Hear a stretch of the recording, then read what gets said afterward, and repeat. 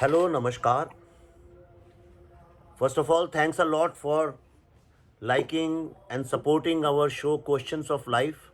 I know we are going through little tough times. The whole world is in a kind of an uncertainty, insecurity, fear, panic, all kinds of negativity which we try to get out of has surrounded us. But what we really believe in is the theory of karma. And it is this theory of karma which somehow gives us some hope. I know, like I said, that Desh and I we were discussing, and that people are looking for instant solutions right now. They want to know more about their own crisis. But the the purpose behind these questions of life is not to create something which is instantly popular. We are trying to answer those questions or give the kind of interpretation or our own perspective to questions just to enable you to think in that direction and you find your own answers. These are not answers of life, these are questions of life. So today we are discussing karma. If you are an Indian, I don't need to tell you what is karma, what is not karma, because I'm sure you meet. India has about 120, 130 crore people, and if you ask them, all 130 crore people will have their own interpretation about karma. But yet, in the collective common consciousness, we we we have a guess, we have an idea what karma is. We may not be able to express it, or we may express it in many different ways. After all, language is just the approximation of reality. So what we really understand and feel, may not be possible to express in words, and that's why we thought let's discuss this. It's a very close to my heart, my whole thinking, my mindset. It's very close.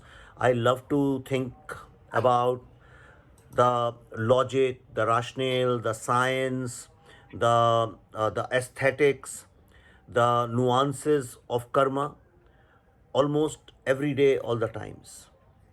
And therefore, I'm really delighted to discuss with Desh today, because Desh also, he knows about Karma Yoga a lot. I don't know about Karma Yoga a lot, but I want to know about Karma a lot. So, Desh, welcome. Hi, hi Vivek. Thank you so much. Namaskar. Okay, let's begin directly. Let's not get into fundamentals of karma, because that's Right, very elementary. What is karma and all? There can be 1,000 different definitions. Hmm. So, straight away, I want to ask you, Right, if Buddha saw any suffering and he abandoned everything, he saw Hmm. suffering. He saw people are dying. He saw sick Right, people. He saw lepers, and he couldn't figure out why people suffer. If there is God, why people have to suffer? If there is Hmm. justice, why people have to suffer? If we believe in the universal laws of justice, universal social laws of justice, not scientific laws of Hmm. justice, if we believe in all those things, then whose karma are these? Yes, it can be justified that भाई तुम्हारा प्रारब्ध था, तुम्हारे पुराने जन्म के कर्म थे, whatever. I mean, that's a different debate altogether. But right now, every single person in this world is suffering. So every single person, every single nation, every single society, irrespective of geography or economic status or military power or scientific power, if the whole world, human species, is suffering from something like this, then whose karma is it? Right. So, so for all that I've read about this, about karma, and understood about karma from various sources and like gurus and our scriptures, and how I have seen it happen, like to myself or within myself. One thing I've like understood that like it is not the same as sow and you shall reap. So these two are different things. And so that brings us to the number one question about is there someone who's actually dispensing the results or the fruit? So, then we have to see that there is actually no interventionist God out there.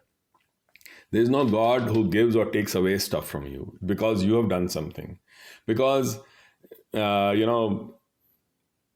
have been told very, very clearly in our tradition that whatever happens is your own doing from birth to death and everything in between. In fact, a sage Vashisht actually says that, and he tells Ram in Yog Vashisht, he says, Ram, God and Guru are irrelevant.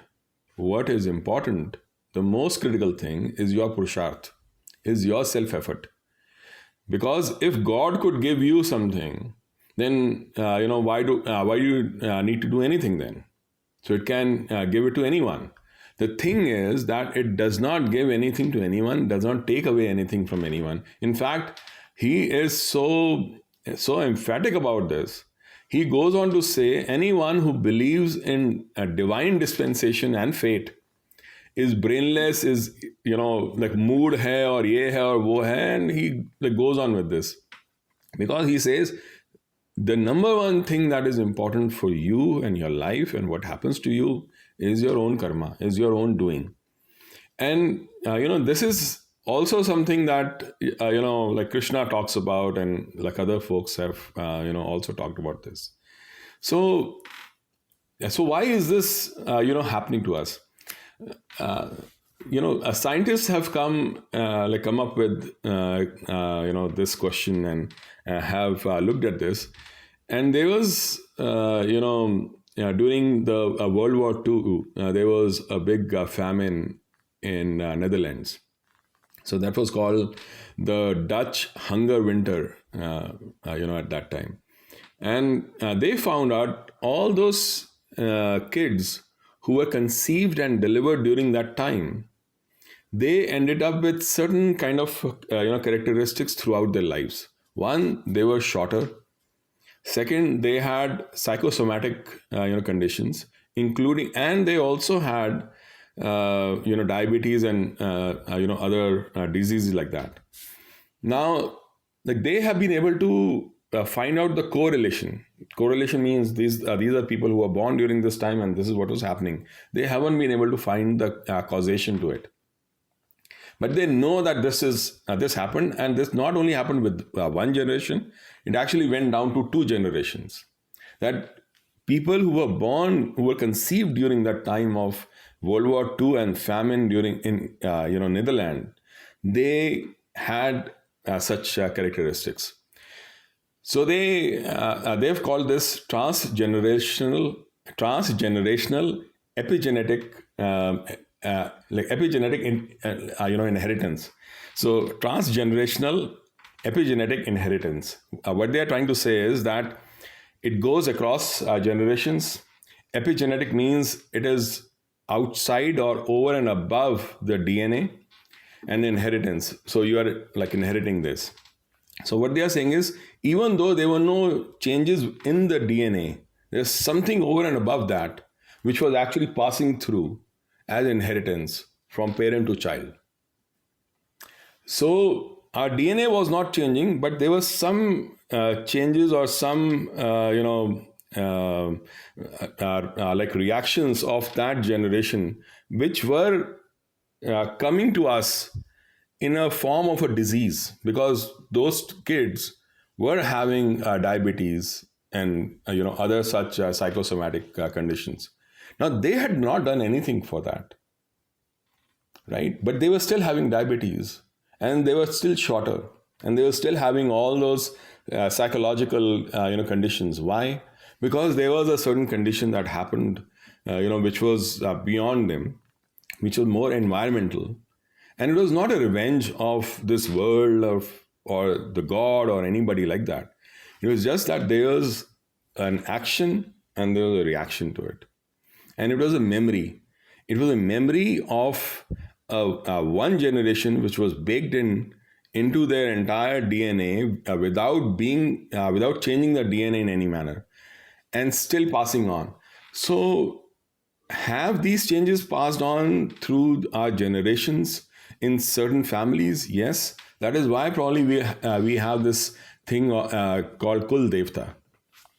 So Kul Devta, the entire idea of Kul Devta and the temples around that was this, that जो ऋषि हैं वो जानेंगे कि ये वाली family जो है उसके वेल बीइंग के लिए ये चीज़ें इंपॉर्टेंट है, ये मंत्र, ये इस तरह से प्राण प्रतिष्ठा की हुई एक कुल देवता की मूर्ति और वो टेम्पल, और वहाँ पर वो उस कुल के सारे लोग वहाँ जाते थे.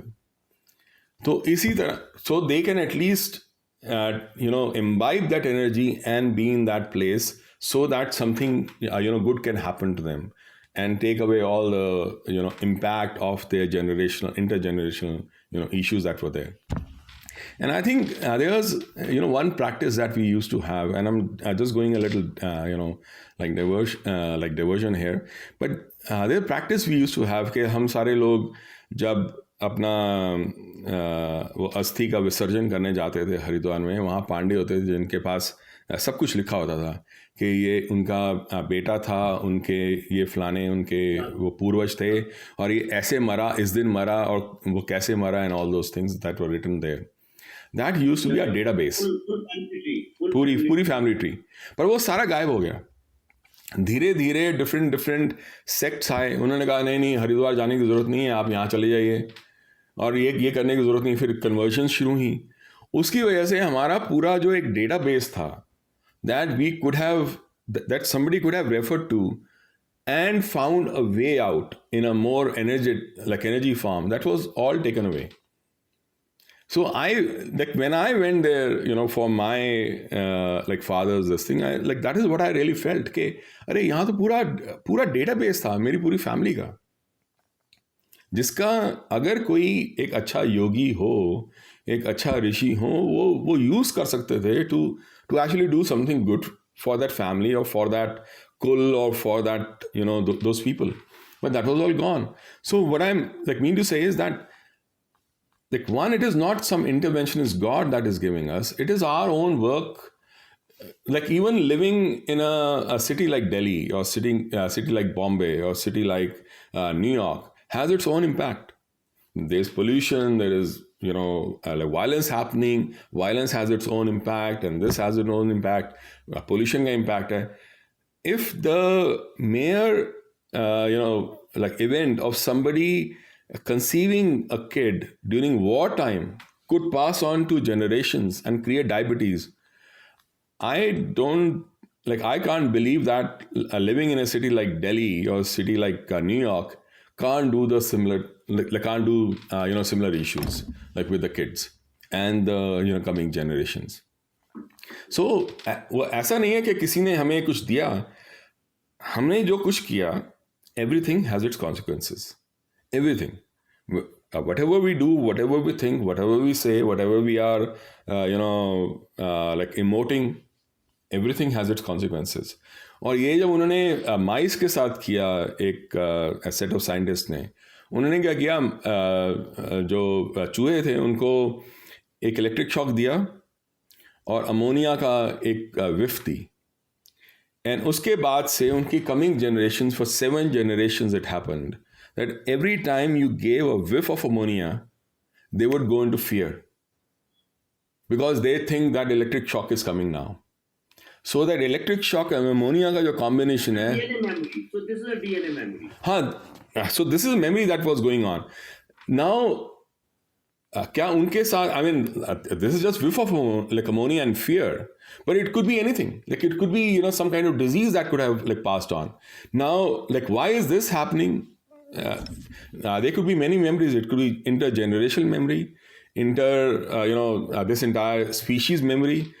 हमने जो किया है, अभी जो कर रहे हैं, as a collective, globe. Yeah. So this even science has proved it. Ki yes, you have 3 million year, 300 million years of memory running in our DNA. Every cell has its own memory. That I've understood. But karma, I am talking about. So whose in karma my is it that the whole world is suffering today? That's what I wanted to ask. I'm sorry, idea is not to pin your corner, it's not a TV debate. But I myself, I am also right. exploring this. That karma, uh, why this theory of karma is failing? I don't think it is failing. I think, look, we are not trying to like understand where, like, what we have done to actually, like have the world go through this. Now, I'm not saying it is a like repercussion in the sense of some revenge happening from somewhere. I'm saying that somebody has done something that has created this. Whether वो कुछ लोग कहते हैं कि China ने किया, कुछ लोग कहते हैं ये नेचुरल कॉन्सिक्वेंसेस से हुआ, या नेचुरल चेंजेस हुए डीएनए में, या ये वायरस के, like whatever that case is, someone has done something to create this. नहीं तो मैं उसके कर्मा का भोग रहा हूँ, मैं क्यों भोगूं चाइना के कर्मों का फल? अब पोल्यूशन का मैं भी भोग रहा हूँ, वो किसी और का किया हुआ. So the thing is, can we do something to change like everything? Can we do something to change like other people's work? Probably we can, and probably there are limitations to what we can do. But I don't take it as कि मेरे साथ ये इतना गलत क्यों हुआ, क्योंकि like ये मेरा कर्म था in the sense of some dispensation. So I don't take it like that, and I just see that this is something that collectively we have all created for ourselves right now. Whether it is we have messed up the economy, the ecology, the environment, and our जैसे China में जो कुछ हो रहा है, जो वहाँ के जो वेट मार्केट्स हैं जहाँ एनिमल्स, एक्जॉटिक एनिमल्स होते हैं, और like वो आगे से क्रिएट करते हैं. Has the world not done enough to stop those wet markets, or like at least segregate that and stop anything coming out from there?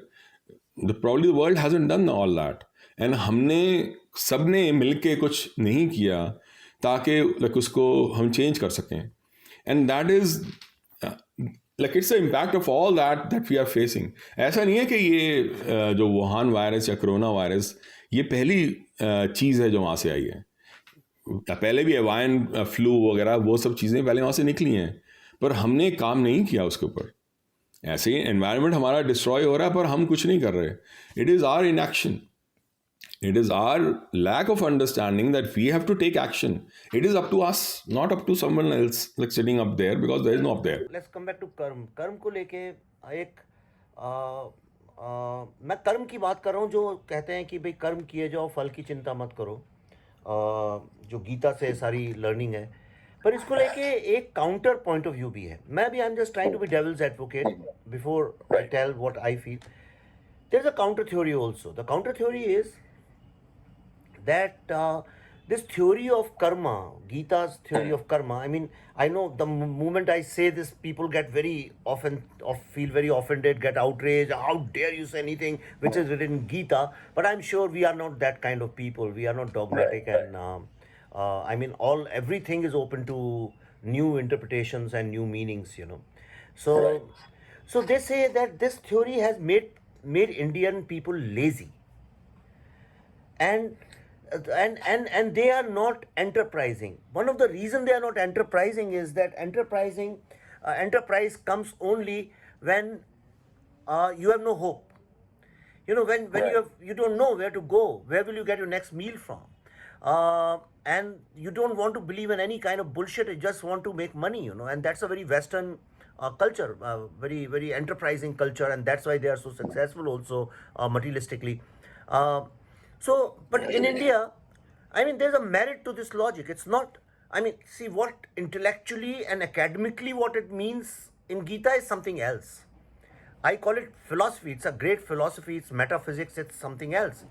But to common people, a person who has not even read Gita, who has just learned this from his father when he was born, dekh beta, कर्म किए जा, फल की चिंता मत कर, फल की चिंता, because I'll come to that. Yeah, so तो उसने भी बोला फल की अगर चिंता नहीं करनी, if there is no payoff, then why I should care and work hard? Fine, so I'll do. Somewhere people started believing that karma जो भी बोलना चाहे, कर्म is hope. Right. सो कर्म को हम लोग होप मानने लगे कि Karma is doing good things, if you do good Karma you'll results will be good. पर ऐसा तो गीता में कहीं नहीं लिखा हुआ है एक जगह पे भी कि अगर अच्छे कर्म करोगे तो उसके फल अच्छे होंगे। ऐसा कहाँ लिखा है? मेरे को मैं एकदम हो सकता है ज्ञानी और मूर्ख लगूं, लेकिन ऐसा नहीं। उसमें लिखा कर्म किए जाओ, फल की चिंता मत करो। हाँ, तो मैंने उसको तो बड़ा मेरा ध्यान से तो लेट मी देखा। Conclude, late me just say so, and this karma theory is a very very specific to India. इसको तो कह सकते हैं ये हिंदू थ्योरी है, इसमें कोई डिस्प्यूट नहीं है, चाहे सदगुरु हो चाहे कोई हो। ये तो 100% हिंदू थ्योरी है कर्म की जो है। So scientifically I can prove it कि okay, it's like patterns, you know, and you have patterns, so it's a scientific law actually. If you do this cause and this is effect, तुम ये करोगे तो ये होगा, वो करोगे तो वो होगा, and all those kind things. But when we talk about karma, we generally look for good results, you know, we don't look for bad results, and that's why we try to do. So it's kind of a social code of conduct, keep doing good things, you know, जैसा धर्मा के साथ. So this is the counter theory, and इसको academically discuss भी किया जा सकता है। ऐसा हो भी सकता है कि लोगों ने कहा, जैसे कहते हैं राम भरोसे, अरे भाई भगवान देख लेंगे अभी। लेकिन जब ये कोरोना की स्थिति आ गई है तो मैंने बहुत, अब जो कर्मा वर्ड जितनी बार सुनाई पड़ता था, धर्मा वर्ड, सनातन वर्ड, भगवान ब्रह्मा विष्णु महेश जितनी बार सुनाई पड़ते थे एनवायरनमेंट में, इंडियन यूनिवर्स में, अब वो ऑलमोस्ट 70, 80, 90% कम हो गए हैं। There is no God. There is no hope. There is no certainty. There is no tomorrow. There is no hope. And where are these gods gone? Where is the theory of karma gone now? Why people are not saying कि अच्छा कर्म करते रहो और Covid हो भी गया तो हो गया, क्या फर्क पड़ता है? Why? It's a deep question, but then it's a very important question, because if somebody watches our show 10 years later, 20 years later, 50 years later, they should know that we are talking in contemporary context and not in a scripture context. Yeah. Right. So वो जो verse है कर्मण्ये एव अधिकारस्ते जो है, तो उसका एक पूरा जो अंडरस्टैंडिंग है वो आई थिंक हमने एक गलत इंटरप्रिटेशन हमें सिखा दिया और हमने वही आगे किया। तो उनका कहने का अर्थ ये था कि यू हैव नो अथॉरिटी और इन्फ्लुएंस और अधिकार over the result. Your only अधिकार is over your action. You should not associate yourself with the result of your action. Now, इसको मैं ऐसे समझता हूँ। Here is the problem. See, hypothetical. If this is the hypothesis, then there is a problem there. The problem is, if you are going to cut me off from the payoff, from the reward, right? Then why should I be interested in doing anything? हाँ, exactly. That is what I'm trying to say here. So, जब हम कहते हैं I want to do good, so what do I really mean by saying कि I want to do good? It means I want to do an action which will give me a good result. That is what I mean, right? Yeah. So, good is the adjective of the action, or is it the adjective of the result? It is the adjective of the result, not the action. Now, एक action एक time में एक result देता है, कई बार वो दूसरा result देता है। Now, हमने पहली बात है, लाइक इसमें 2-3 चीज़ें इन्वॉल्व हैं। पहले हमने ये डिसाइड कर लिया है कि क्या चीज़ गुड है। मैंने, आपने, किसी और ने, हम सबका जो खुद का गुड है हमने वो असाइन कर लिया है। मैं ये कहता हूँ कि ये मेरा गुड है, वो कहते हो, आप कहते हो ये मेरा गुड है। हो सकता है कि आपका गुड और मेरा गुड एक चीज़ ना हो, आपका गुड कुछ और हो, मेरा गुड कुछ और हो, और मैं जो कर रहा हूँ और वही एक्शन जो आप करते हो, तो उसका रिजल्ट अलग अलग हो सकता है या उसका रिजल्ट सेम हो सकता है। और आपको अरे ये तो गुड नहीं है, ये तो बैड है, मैं कहूँ ये तो गुड है। But the point is, like what I am trying to say is, one, good is a relative term. Second, that relative term, like whatever that is assigned to the result, not to the action. Our adhikar, our influence is only on the action that I do. Now, what that creates out of that is up to all the situations that are happening. And that is exactly what Krishna is saying. He is saying, तुम्हारा अधिकार सिर्फ action पे है। अगर तुम result के साथ associate हो जाओगे, then you will become paranoid. Then you'll become neurotic, because you will always be trying to calibrate your actions to what you think is good. First of all, your morality itself is very relative. It is very contextual in time and space. What is good for me may not be good for somebody who's sitting in Saudi Arabia, may not be good for somebody sitting somewhere else. So our morality is always relative. We take that moral stance and then start assigning characteristics to our action as well as the result. Now that is the problem, because this is a science, the yogic science that we have. This is a science which is very existential. It goes beyond one generation, one lifetime. जो आज good है वो हो सकता है मेरे जब मैं पिछली बार जन्म लेके आया हूं तब वो गुड ना हुआ हो. But there is a certain result that is happening to my action, like a certain action. It could be how I react to a wartime situation, like we talked about Dutch, like scenario. Now, in this situation, मैं ये सिर्फ मेरा ये अधिकार है कि मैं अपना कर्म जो है वो कैसे करता हूँ. वो वैसे करता हूँ कि जैसे सूर्य करता है, वैसे करता हूँ कि जैसे गुलाब करता है, कि वो अपनी फ्रेग्रेंस दे ही चला वो जाता है without understanding whether somebody is taking in on not taking in. सूरज अपना वो प्रकाश देता है without caring whether somebody takes it और not takes it. The thing is कि I am doing my action because it is the thing that is required for my position in my state. How नहीं, it, but this is a very in today's time, everybody is in a marketplace. Okay, everybody is in a marketplace. What, even if we are making this podcast, we are in a marketplace because it Right. goes on YouTube, and YouTube measures it the minute you start quantifying something Right. and start giving it reward points. It's you are in marketplace, right? Right. So in this marketplace, if you cut people off from payoff and you say you just keep making good product, don't worry whether people buy it or not, whether it works or not, or what would be the end result, how will you survive? And that is my fundamental problem Yeah, I'm today. not saying that you should cut yourself from this thing. I'm saying कि you do some action with the plan that you will get a result. Like you don't cut yourself from the result in that sense, but you're not attached. You're not associated with the result in a way that that it will impact you to stop doing your karma. So that is why the next part is okay, you should not also associate yourself with inaction. उस verse का next part ये भी है. तो it is saying कि you should not attach yourself to result in such a way कि अगर वो result ना आए because तुमने वो you are not the deciding factor for a result when so many forces are acting upon it, then if you attach yourself to that result, then you get depressed and all those things and you stop your action. You should not stop your action just because one time the result didn't come, right? And that is what we have seen. Most of the athletes who just stop after a certain time, they never succeed.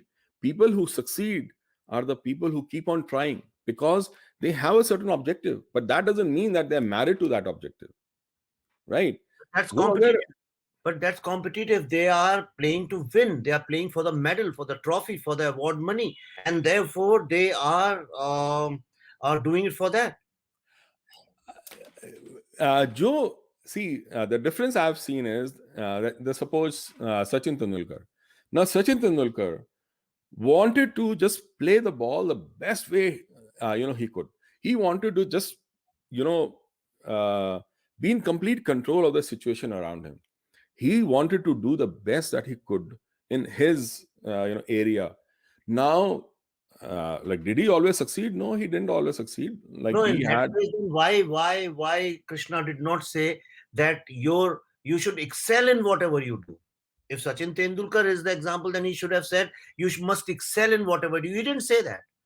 He said, He said you should do your action to the best way that you can possibly do.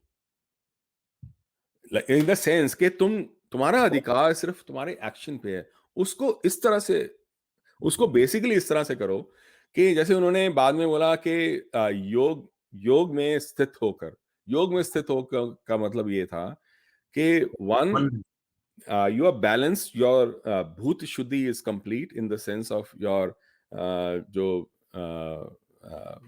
वो तुम्हारे अंदर के जो वो elements हैं, जो भूत वो एलिमेंट जो पंचभूत एलिमेंट्स जो होते हैं, वो तुम्हारे पूरे बैलेंस्ड हैं।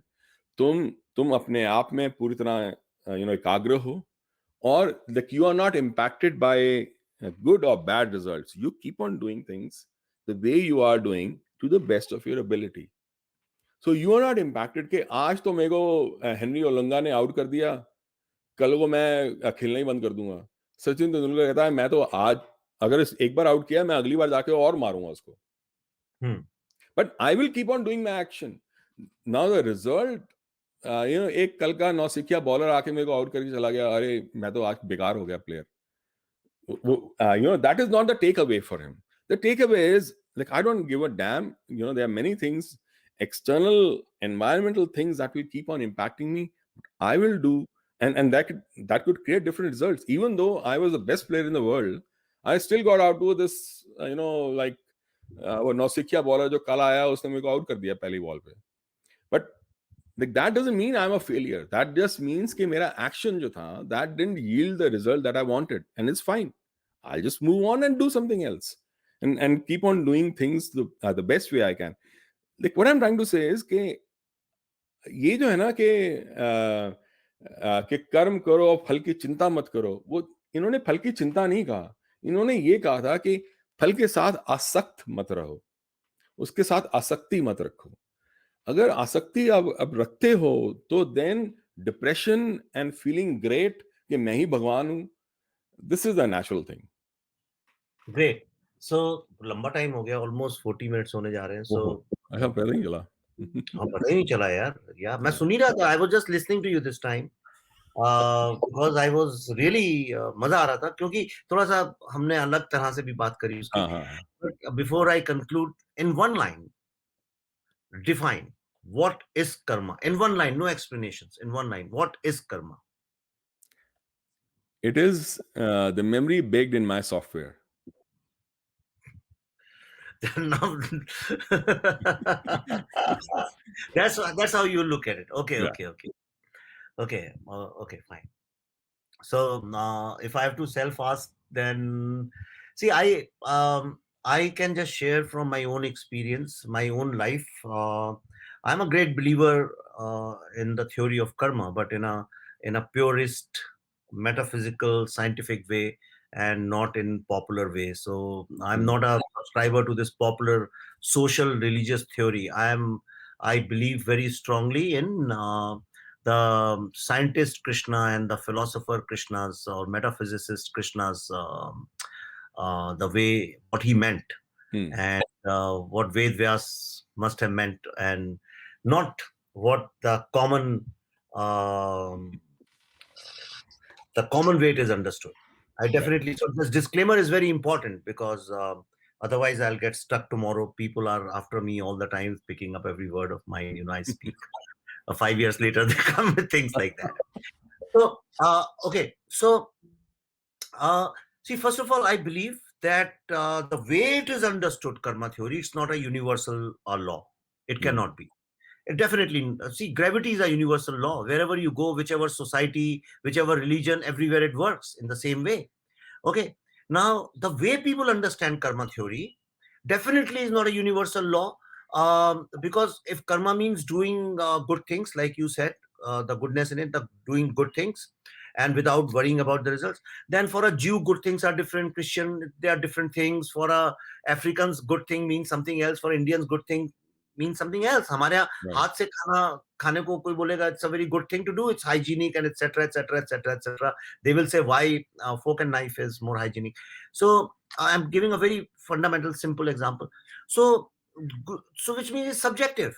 So it's not a universal law. So it's restricted to whichever culture or society adopts this law. So we have adopted it. Hippies adopted it. Then a lot of rock singers have adopted it. A lot of these young startup Mark Zuckerberg or Steve Jobs kind of people, Beatles kind of people, they Mm.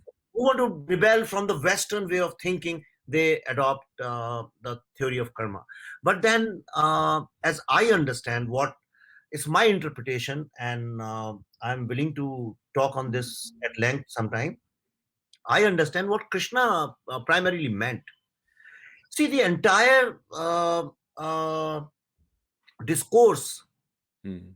is about the meaning of life, why Mm. things happen. That's what he's trying to tell Arjuna, that Mm. why things happen, what are the meanings of things, Mm. various meanings of things. And he's at the same time, he is he's setting a result in front of Arjun. Mm. It's not that it's devoid of results, it's not cut off from the payoff. And he's saying the only payoff is excellence Mm. in everything. Whether you are at war, or whether you are at governing, or whether you are at family gathering, you have to excel in whatever you do if you deeply read it. And therefore, the standards set by Arjuna about the philosophical side of life, they are all excellent yoga. I mean, look at the excellence of discovery. Karma Mm. theory, excellence of discovery, every single thing is like that. So I think that's what he must have meant by excellence. And excellence is, in Western terms, is a very difficult thing to achieve. It's a very difficult word. Mm. Oh, excellence, oh God. Michael Jordan, Michael Jackson, that's where Right. they connect excellence to performance, Right. right? But Krishna didn't mean performance. Krishna meant karma, which makes you victorious. And in the process, even if you have to kill your brothers and cousins, doesn't matter, because that's your dharma, that's the right thing to do, Mm. right? So the emphasis is on the right thing, and the minute you do the right thing, a Tesla runs rightly on the street, it's doing a job in an excellent manner. You can't excel further than that, Right. you know. So that's what the right thing, and that's what I think the whole thing merges in this great ocean of dharma. Mm. And karma is nothing. I mean, ultimately they cross lines. There is a Venn diagram you can just bring in, and what comes in between is, I think, excellence. That's my personal learning in life. Whenever I have tried to excel in something, those karmas have definitely taken me to the desired consequence, desired result. And whenever I have tried to manipulate the payoffs and the rewards, I have always gone into the abyss of. So, anyways, on this note, please think about it. But right now, I think it's very important for of us to collectively uh, have collectively right karmas. Everybody, perhaps that will help the world get out of this problem. Thank you, Desh. Thank And you. in the end, I would say Desh works very hard. I'm very proud of him. I'm really thoda bada bhi umar mein, so I can say I Thank you. really love what he does, and that's his karma. And our karma is to subscribe to his newsletter. And if you can financially contribute, that also will be great help. You can go to drishtikon.com and you can subscribe to his newsletter. Thank you. And if you want, you can also financially assist, financially contribute to I Am Buddha Foundation. Despite everything, the whole Mumbai is shut. Not even one person is working in film industry. But I keep creating some content, some meaningful content, in the hope that someday somebody will see it and will be able to contextualize the evolution of variety of things, primarily all these metaphysical questions of life, which everybody keeps asking and is always seeking for new interpretations. So perhaps they will find it here. Thank you, Desh. Thank you Thank very you. much.